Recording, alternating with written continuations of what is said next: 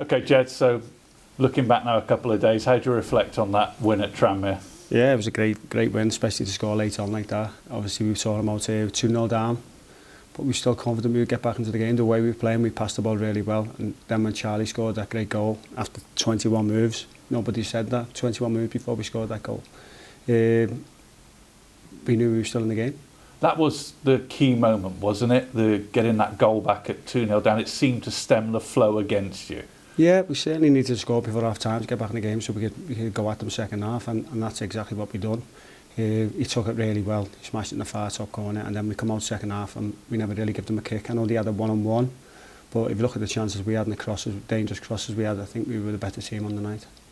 What does it do for morale? It must have been sky high ever since Tuesday, mustn't it, in the camp? It is. When you win like that, the change room is great after wins like that when you score the last kick of the game, especially the way Dav scored it right in the top corner, free kick. By the way, it was told by everyone not to hit it, but he took it on himself, and it's a fair play too.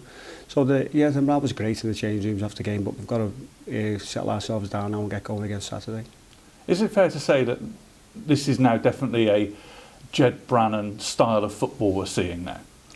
It is, yeah, it is. We've always played, even when Derek was here, we always played the counter-attack with pace, but obviously we're a bit more possession-based than we was with Derek. Obviously we've got new players in, so we try and pass the ball, but we also want to get forward really quickly and obviously take the ball off them further up the pitch. When Michael Mellon left in the January window, there was lots of concern about where the goals were going to come from. I think Tuesday night, to be fair, you'd have been very surprised at those 3 goal scorers at the start of the season, wouldn't you? But yeah, it does show maybe that the goals are coming to replace Mellon's goals. Yeah, definitely. All the lads know. Obviously, when you lose a goal scorer like Michael, you need players to step up, and you all have, to be fair, but it's coming from all over the pitch. Charlie, Ged, Slew, and Dav knows popular with one, so got to keep that going and add more goals in from set pieces as well now, I think.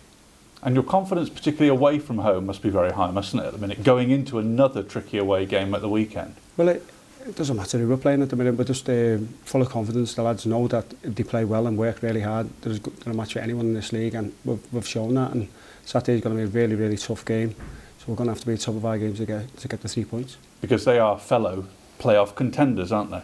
Yeah, they're right next to us, so I think we go above them if we beat them. As I say, they've got great home form, but as you say, we've got good away form, so it'll be a good game. How do you see the situation now? Because it is still very, very tight. You're 11th at 1 point off the playoff with a game in hand.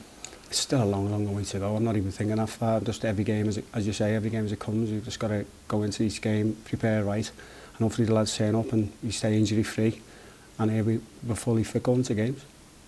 I think since we last spoke, John McMahon's left. What's the situation regarding your assistant now? Is it something you're looking to replace or not at the moment? No, not at the moment. It'll be probably next season, beginning of next season. Hopefully we'll get someone in. We've got someone in mind, so we'll just have to see what happens. But you're going to wait until the end of the season? You think you're okay? Yeah, but we can't do nothing at the minute. What about the injury situation? Any changes from when we last spoke? There's the long-term ones, there's Love, there's Moore, Emma Kiernan, obviously, the others. There's still 3 lads out injured for long term, but Faz is back in contention for the weekend, so nearly a full squad. That'll give you choices, won't it, having Rawson back in contention, because Stokes and Bordeaux, obviously there was the penalty that Chris Stokes gave away, but it's a winning team, isn't it? A temptation not to change a winning team. Listen, he's a centre half. He's gonna, if there's penalties, it's a good chance it's one of the centre halves or the full backs who gives the penalty away, or the goalkeepers defensively. So can't blame Stokes if they're giving the penalty away. And he's been magnificent since he's come back in the team, and obviously he's linking really well with Bordeaux.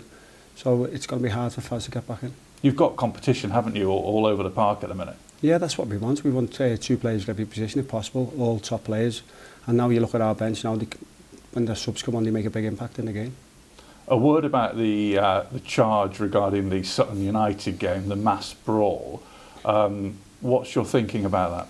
Well, I've had a look at it, and it's just handbags really. It happens in every single game. I don't even know why they've done it, but I'll have a chat with Ben, the CEO, and see what he says. Get money for your old phone, MazumaMobile.com.